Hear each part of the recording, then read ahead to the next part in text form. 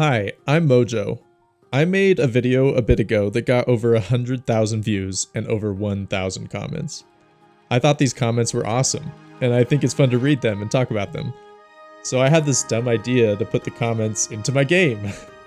I released Droppy Ball on Steam for $1, by the way, go buy it. And I'm going to brain rot you by playing around in the game while reading and talking about comments from a slideshow I coded into the game. Anyway, enjoy. I want to go over the comments. I think they were great. I thought the comments were amazing. I put the comments in my game. And I've also put the chat in my game. And so I thought this was a funny idea because I made a game, I released it. It's a $1 on Steam, right? And you know, part of the controversy I want to address is that people are like, "Oh, so you're like trashing on pirate software, but you made this crappy little game." I'm proud of this game. It is very simple, but it's very fun. I built everything from scratch. I mean, in Godot, not like create new C++ file or anything, but like, you know, created it from scratch, did all the art, did all the sound. I'm still working on the music. But anyway, this is the first comment. More important than any drama, congrats on releasing your game, homie. I really appreciate that, Natalie Cameron. And yeah, I mean, I think it's somewhat difficult to get a game over the finish line, and I did that, and so I am proud. Let's get to the first one. So anyway, you just played a bunch of other people's videos. Yeah, you know what? You're kind of right. Like, it was a compilation of clips for sure. I think that's fine. Personally, like, there's a million clip channels out there. Like, I got most of the clips from like other clip channels. It's fine. But yeah, I could have probably done a little bit better, had my own content. I think this is a fair criticism of my video. All right. I included this comment. This guy said, "Dude, that Blizzard montage to the music was hilarious. Thanks for that." I cannot take credit for that, and I didn't. I put the credit in the YouTube description. Someone else made that clip. But it was so funny, I had to include it. And I saw it in multiple other people's videos too, just putting that out there. This is a, you know, a little bit longer one. Let's read it. I definitely think the message is good to just try and do something, but the problem is that this guy who has work experience in telling people, this guy being Thor, or actually a lot of the comments told me, stop calling him a Thor, call him Jason, so maybe Jason. Has work experience in telling people how to not be manipulated. Almost manipulated political decision making on a grassroots project that came out of someone's own pocket and years of gripes with the industry for what seems to be no benefit. It far out overshadows anything in good messaging. By the way, Minecraft has an auth system for logging, in which, while it would only inconvenience players if it was taken offline, the only reason it's like this is because there is an option to not care for the auth system, and without it, skins would not have worked for several versions of Minecraft. It is a relative minor effect, of course, but that shows that it maybe should not have been in the game in the first place. So, yeah, I know, total tangent into Minecraft. This guy, Chad of Tunes, was going through something. That was a total trend in my comments, was people really hate pirate software. I honestly don't think I knew how much people hated him before my video. I was definitely hopping on a trend and kind of wanted to take some of the heat off of him. I don't think it worked. But yeah, the Minecraft thing, because I specifically, wait, is his name not Thor? His name is Jason. Yeah, Thor is his middle name.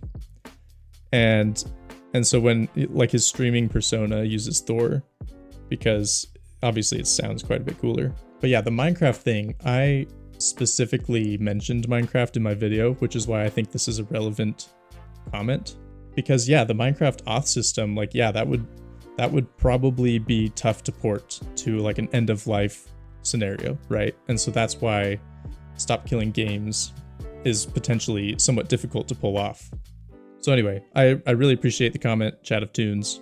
All right, next one. Fartbound. So this was a mistake I made, and here I included the screenshot of my thumbnail. I placed his head covering the bottom tick of the E. And so it looks like it says fart bound in the background. And so I got a lot of comments like this that were just fart bound.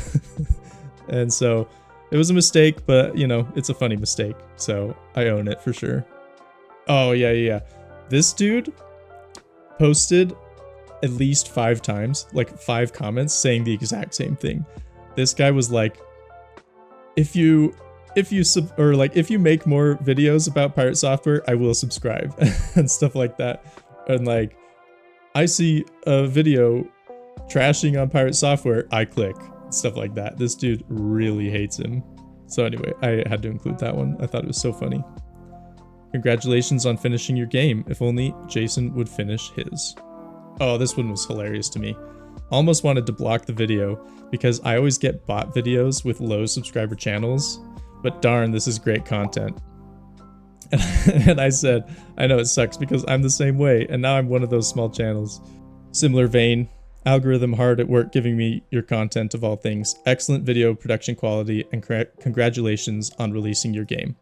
Out of all the videos I've watched on pirate software post-controversy, very few have actually given the time to showcase the positives and impact he's made, besides a few lines of he beat the algorithm and got really popular. Great video. I really appreciate the comment. I did put a lot of effort into the editing, and I've gotten a lot of compliments from people I know that said that I did a good job with the editing, that it was a good video essay, and that means the world to me because I put a lot of effort into it, had a vision for the video, and I think it turned out really good.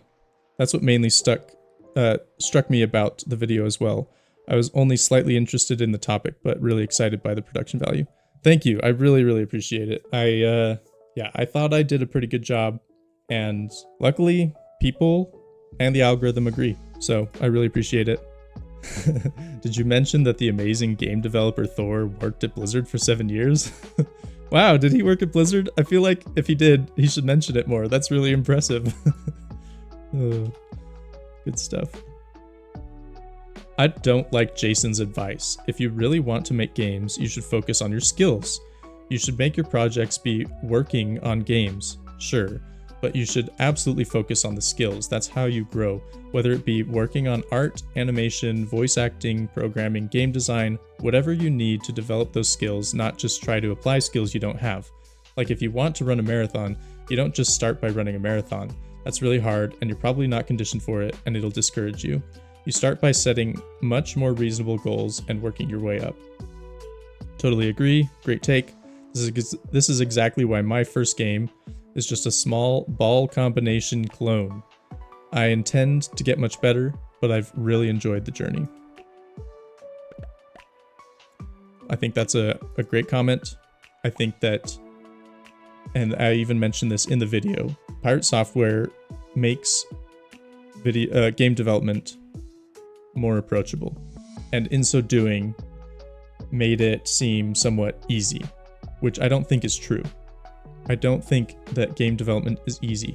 Making something like this, like my game, was kind of easy, but I'm not making my dream game here. This is a game that I like to play, like with friends, you know, like try to compare scores, stuff like that. This is not my dream game by any means. My dream game, which I will be making on this channel at some point in the future, is going to be an RPG. And that's going to take me years to make. That is very difficult, and I think the fair warning is kind of absent in Pirate Software stuff. He talks about the approachableness of video game development today, and that if you're creative enough, you can do whatever you want with low level of skill. But yeah, I mean, you gotta have some talent, you gotta have some skill, and you gotta certainly have dedication. And I definitely learned that when releasing my first game. I really like the make small games push just because it's a good tool to teach yourself the skills required, but I agree that no, making games is not an easy thing. Yep, couldn't have said it better myself. I haven't watched your video yet, but just the fact that you actually finished your game already puts you in a position to talk about pirate slopware. Edit, watch the video, and I love your game concept. You have a buyer. Congrats for the release. Thanks, Dr. Cosmobyte. I really appreciate it. I hope you like the game. He deleted all his live streams just recently and doesn't seem to stream. Yeah, so he deleted all of the stuff, and I was so lucky because I released the video after he deleted all of his streams and stuff, right? But luckily I started the video long before that, and so I had all the clips just saved on my computer. I was kind of lucky there. Oh baby. Seems like a fair video. TBH, I like the way you summarized it. Keep it up, man. Again, I really appreciate this. Nice advertisement for your game, bro. Hope it gets more views. Terrible takes, by the way. Congratulations on finishing your game. Do you have any ideas for the next one? That's going to be my next video. Stay tuned. And sure enough, the next video, I'm making a new game. And I've done a lot of the development here on stream. Go check it out. And you're by no means one of those clickbait guys with all the he's done and he's done for real. And of course, the pirate lost everything. Yeah. Those are hilarious. It got worse. He's mad. More lies. Insane update. It's over. He's over. It's over. He's done. He's done. I love it. I think it's hilarious. And clearly I watched a few of those. But yeah, new game coming out. I love the sequence of showing an anti-grift comment into advertising the next game. Yes. Yes. It's a grift. It's all a grift. I just want people to buy my games.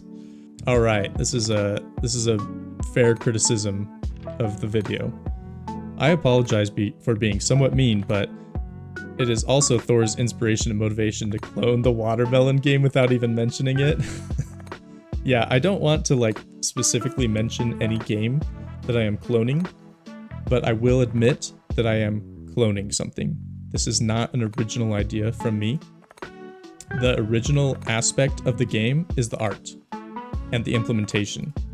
I have not found one of these games, these style of games, that exists on computer and on phone and doesn't have an egregious amount of ads. Because this is such a dumb game, right? Like, this is very stupid simple. Actually, you know what? I'm just going to read my comments real quick before I get into it.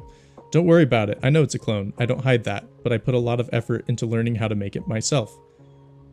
Did all the art and everything. It was fun and worthwhile to mimic others while learning something new. My next games will also be a lot like other games that already exist. We can't avoid that, but they will also be unique to me in most ways.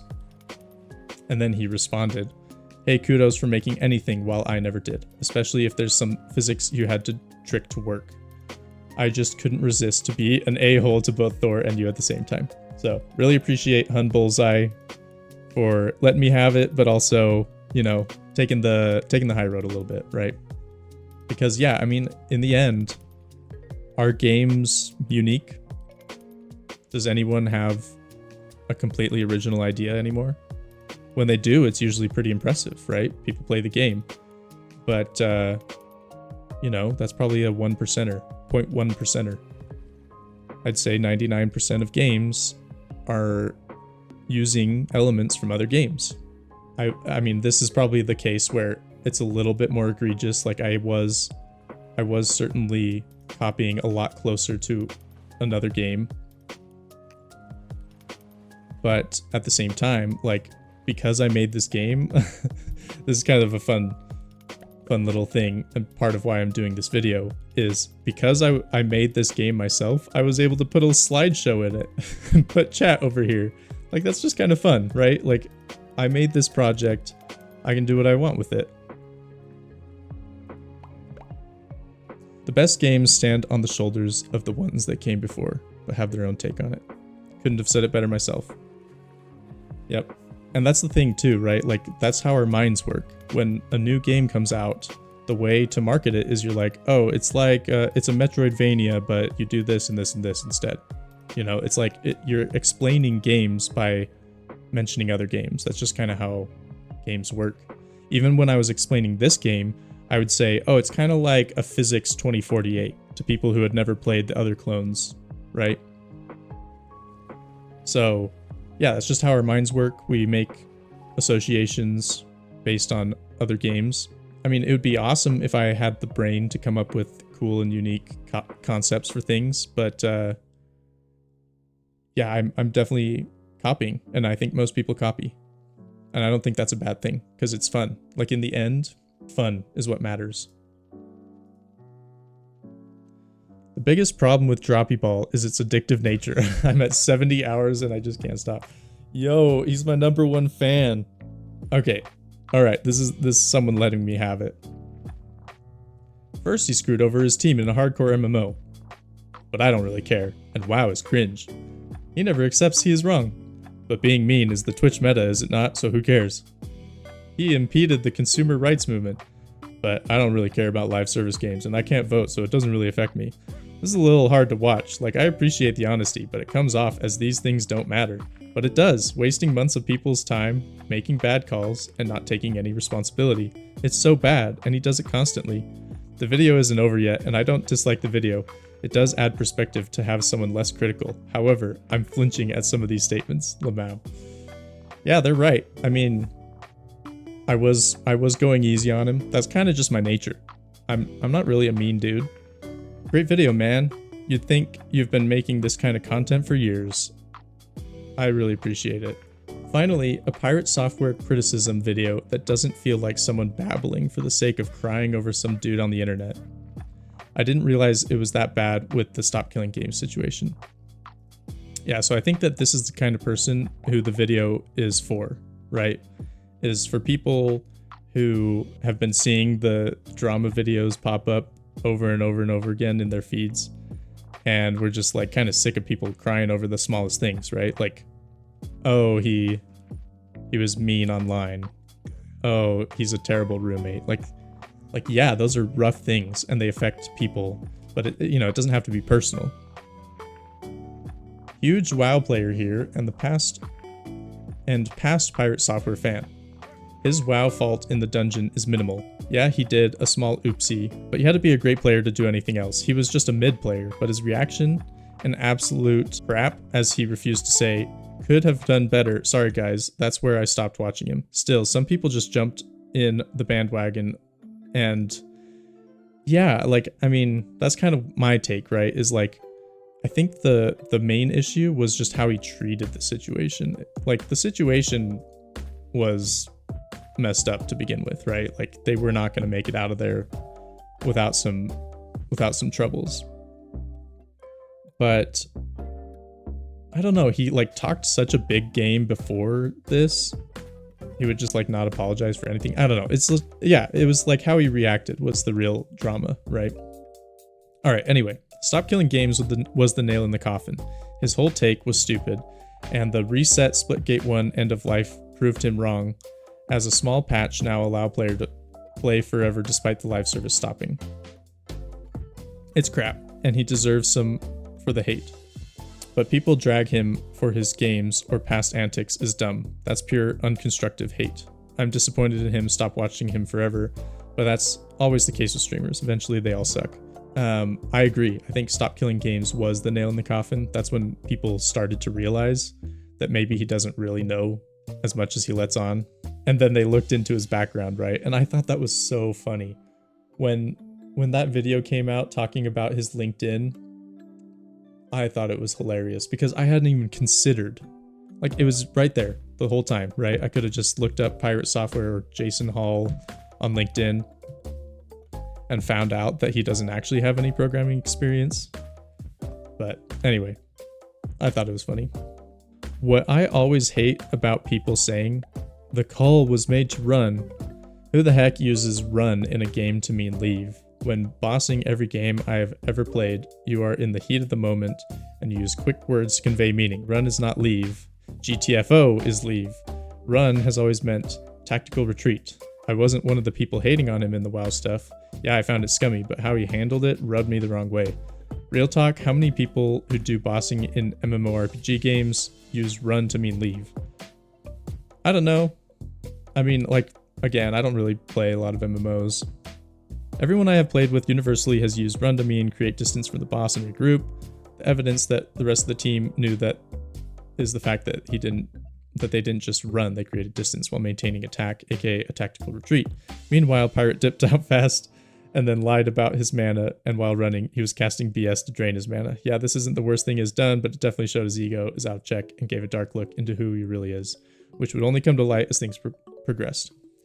Yeah, I think that that's probably the best way I've heard it said.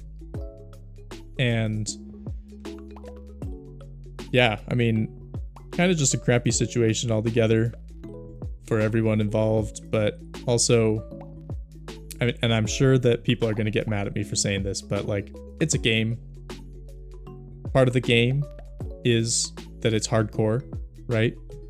Like you don't join hardcore thinking you're not going to die. You join hardcore fearing that you might die. And that's the fun of the game. All right, who's ready for the dopamine? Oh yeah. All right, as a dev, I always felt off with him. At least after he did the video on macOS where he said you need to pay. Okay, yeah, this was an interesting one. Yeah, look at this. Also, his 3 reasons why you would make a game engine. For me, my reason isn't there. I am making my own engine purely because I want to use Lua scripting. I want to support many platforms outside of PC, e.g. Nintendo 64, and no other engine can do that, minus maybe Godot using Fusion Engine. Plus, I want native Toki Pona support, which I learned on stream the other day, it's basically a theoretical language. So that's kind of fun. Like it's not actually like a native spoken language by any people, but a bunch of people have learned it, and it's kind of like an intellectual language. Kind of interesting. But yeah, I agree. I didn't fully like his breakdown of the game engine thing, because again, it goes back to his platform, right? His platform was he makes game development more approachable, and people, and I'm going to say this right now, people like me feel like you're not a real game developer if you don't know how to make a game from scratch. Maybe like, and he calls it out as an ego thing, which immediately makes someone like me think, oh, I wouldn't want to make a game engine because I don't have a big ego, right? Like he's calling me out. And yeah, there's also other reasons, right? Like console supports and such like that. But yeah, I mean, there's plenty of other reasons, and I'm a big fan of Casey Muratori and Jonathan Blow, and if you listen to any of their podcasts or any of their courses, you get the sense that making game engines is still a noble pursuit. And that's what I think. So I agree. Like, he was trying to make game development more approachable by saying you can use a game engine and not feel like crap, right? But also, at the same time, I think he did a disservice to those who do make game engines and are elite game developers. Yeah, clearly he just doesn't understand that aspect of game development, which, you know, makes sense. The Void Ball. This is like one of my best games. This is awesome.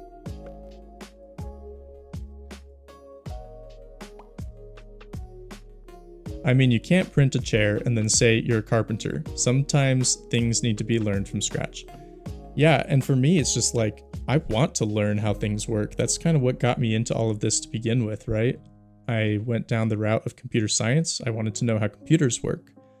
When I became a web developer, I wanted to know how the web worked. So now I know how the internet works, stuff like that, right? When I learned app development, I learned how Android phones work, things like that. So yeah, I like game development with an engine. You don't really understand how the engine works. You just know that it works. And that has bugged me for a bit. So anyway, just wanted to point that out. All right, this is the big comment. This was like my favorite one that I received. This person has issue with Stop Killing Games. And I wanted to talk about it because I think they have good takes, but also I disagree to some degree, right? I take issue with Stop Killing Games, if not only for the fact that it is entirely dependent on what it means for a game to be reasonably functional and playable. And the people who back this movement seem to not even be remotely in agreement on what that means, or the realities of software development that might make this unreasonably burdensome for game studios. I agree with this statement. I do. But I still like the idea of Stop Killing Games. I just want to put that caveat real quick. I understand people like games like Minecraft, Knockout City, and Terraria because you can privately host servers, but not every game is like that. We engineer software with use cases in mind. User portability and scalability are very much competing use cases, and Minecraft was designed to be user portable. Comparing that to a game made to scale is like saying, why doesn't my aircraft carrier go as fast as my speedboat? Must be a design flaw. And I took a little issue with this, and you know what? I can just include the clip from when we talked about it on stream the other day because I said it a lot better back then. No. Comparing that to a game made to scale. No. Well, is it? Okay, why doesn't my aircraft carrier go as fast as my speedboat? Must be a design flaw. I think that this comparison is more akin to like maybe game development versus bank app development. I think comparing a game like Minecraft to an MMO is actually, I think they're pretty close because they both have a server side element, right? So you've already taken care of that side. So it's really just like maybe removing, like simplifying the auth system. If there's a server executable and a client executable, the game could be hosted by the community. It is really, if it's really more complicated, then the game is poorly developed. You know, that's kind of what I'm saying, right? Like if you have an online game anyway, you have a server element and a client element. Like even Minecraft, when you boot it up and you're playing local Minecraft, it's actually running a server locally and you're connecting to that. Like that's good design. That should be implemented. Yeah, auth should be its own separate module. Yeah, I like that. Then you could like open source, you know, the API for their auth, and then people can run their own auth on it when they eventually adopt it. Yeah, I mean, Minecraft was created with servers in mind, but it was not created with scalability in mind. That being said, because of the way it's designed, Minecraft has a server, because that's how it works, right? Even if you play local single player, you're still running a server that the client is communicating with. It's just local, right? So that's how the game works. But at the same time, it's not very good because it was designed with very few blocks, very few entities in mind. And so when the chunks start loading, it starts getting pretty bad. And so their next example is that Minecraft is awesome, but ever wonder why Minecraft servers had really bad performance issues even at their peak, like Hypixel? I think this is a terrible example by this person because actually Hypixel it's like the perfect example of what like Stop Killing Games could be, right? Is that games release a server for their game, but it doesn't perform very well. And so a team like Hypixel can mod it and optimize it to such a degree that now Hypixel can have 200,000 people playing on their server at the same time. So I think this is actually a bad example from this person who's saying that Minecraft is not a good example when it's like the perfect example. And that's why I brought it up. It's not a skill issue, I'll tell you that. It's because Minecraft wasn't built for scale. So to make it scale, they have to essentially create a proxy network of dozens of mini servers to divide up the load, and even then you have serious issues of transferring chunk data between servers and letting people move between. There are real bottlenecks with the design, and to try and make something like WoW or COD like that, you would be shedding so many mechanics and code, you might as well just make a different game at that point. And that is what the consumer could do, right? That's what Hypixel did. They made a different game. That's why I think Hypixel is the worst example for this. We use distributed software designs for large companies because they are able to handle anywhere from thousands to tens of millions of people very fast with low amount of maintenance from the devs, but that comes at a cost. 10K a month AWS fees and engineers to service the infrastructure, and geographically distributed data centers to reduce latency. Buzzword soup. And the cost that's relevant here, user portability. So I agree. I think that as long as they release this, it's up to the consumer. The consumer could do all this. You know what I mean? If they want to.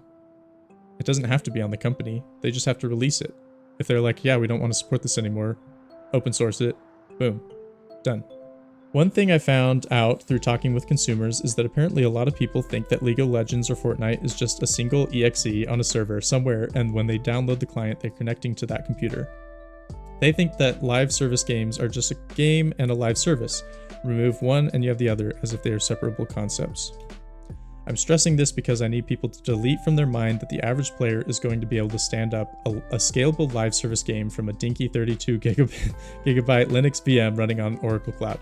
Not to mention, a lot of these services are microservices, so to release the build without them, because they legally can't release them, as that would be actual IP abuse, would no longer have the game functional or playable to any remotely reasonable degree. Ross's argument is just don't use microservices, and with the law, you'll be forced to make these games with the use case in mind. You're asking any given studio to engineer for all use cases with completely in-house code for almost everything. You'd be doubling, if not tripling, the cost of any live service project, pushing down already lengthy video game releases even further in the future. So, again, I don't agree with this. I think that if they have microservices, they should just release the microservices. Yeah, the dinky 32 gigabyte Linux VM line. Yeah, like, I mean, that's kind of what I run my Minecraft servers on. I have a cheap little PC that I built that has 32 gigabytes of RAM, and I have Minecraft running out of my house. I have a bunch of people that play on it. I've made, dozens of servers for friends and family. I'm not making a scalable live service game from that, but if you release the code, then the consumer can decide what to do, right?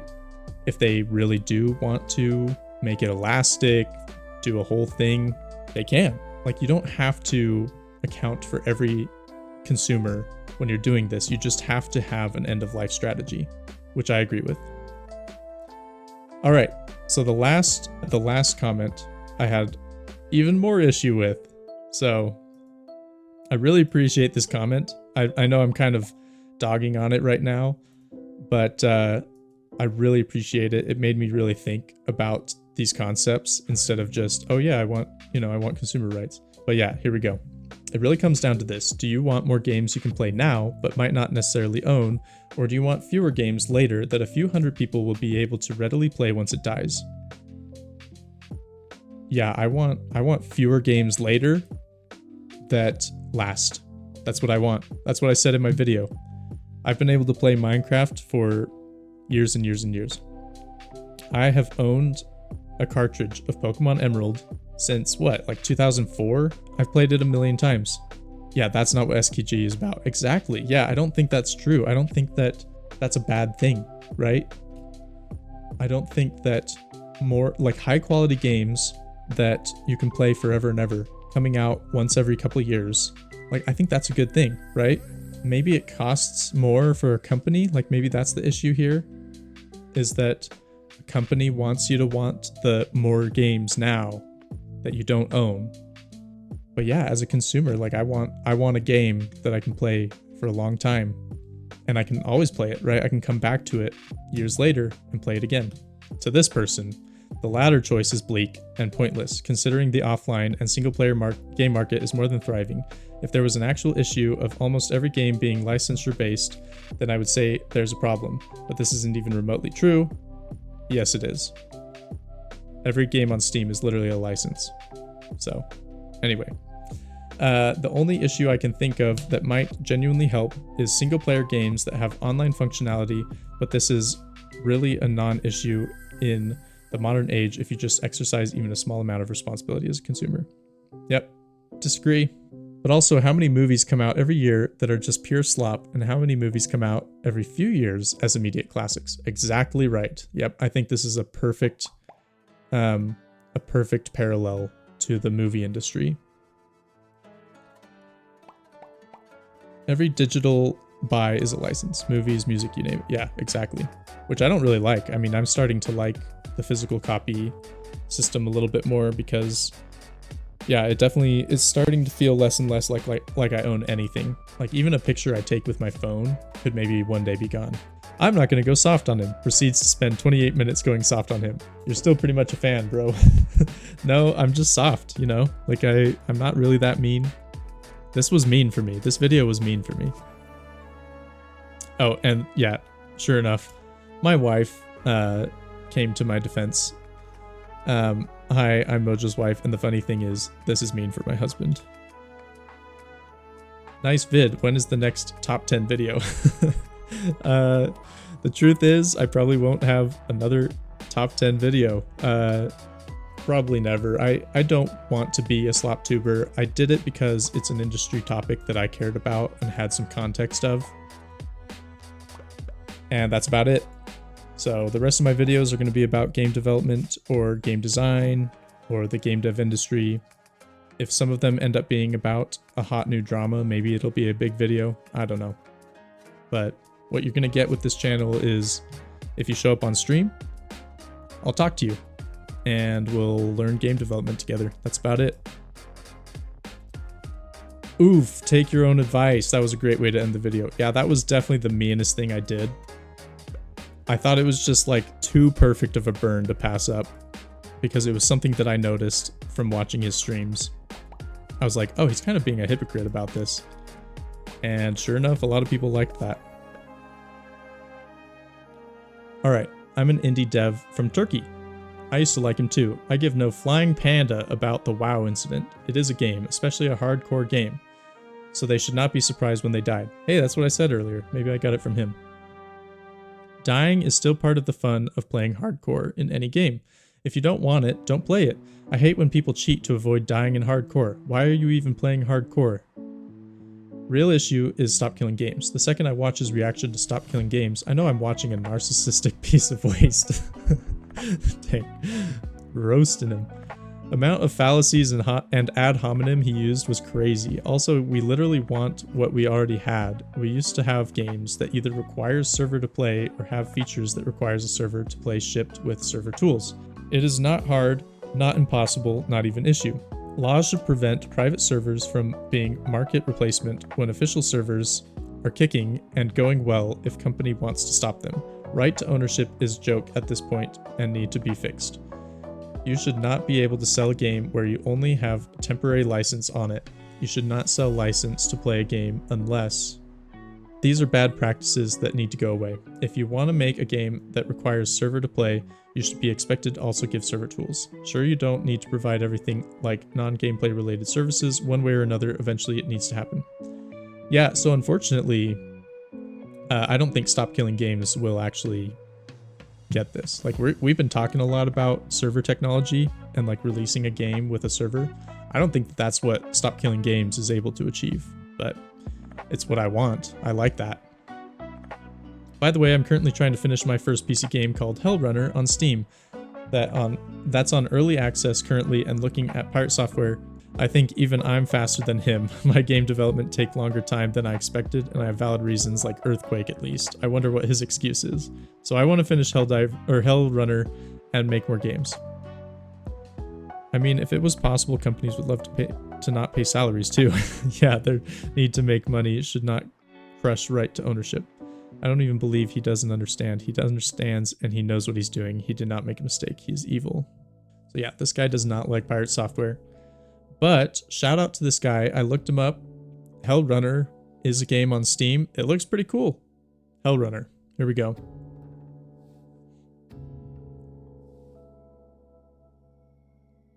Moonlight Studio. There we go. So shout out to this guy. Thanks for typing in the chat. I really appreciate it. All right, this is my pinned comment. This is the end of the video. So this is the pinned comment I released. So it got to the point where I was reading the comments as they were coming in because I couldn't believe it. It was blowing up, right? This was a crazy moment for me when this video popped off. And I was like, I'm kind of getting into a weird headspace with this where I'm like waiting at the door for my next comment. And so basically I decided I'm going to do like one last statement and then not look at the comments again, which obviously didn't work because we're looking at the comments now. But this is what I said. I said, well, I think it's safe to say that the experiment worked. Just one day on YouTube and the video passed 15K views. It has now passed 115K views, by the way. Crazy. I can't even believe it. Thanks for watching. And I've tripled my subscribers. I just hope that y'all are watching and subscribing because the content is good, because I don't plan on following new drama every time. I have been loving the positive feedback, and thank you all for the congratulations on finishing my game. I am already making more games and will be asking for feedback on them and sharing my progress here and there. I have also been loving the negative feedback. I admittedly don't know enough about many of the topics I covered, most specifically WoW and SKG, so read some of the comments below because the passionate people in the comments know way more, and go watch the videos I've linked from the source. To clarify my take, I do want Stop Killing Games to succeed. I love games that I can own and play forever. I suggested that studios could use the Minecraft model for end-of-life support. I still like that option. I know it doesn't work for all games or even most games, but I really like that model. So I'm sorry because I definitely misspoke. Thank you all for caring about this movement and explaining things in the comments.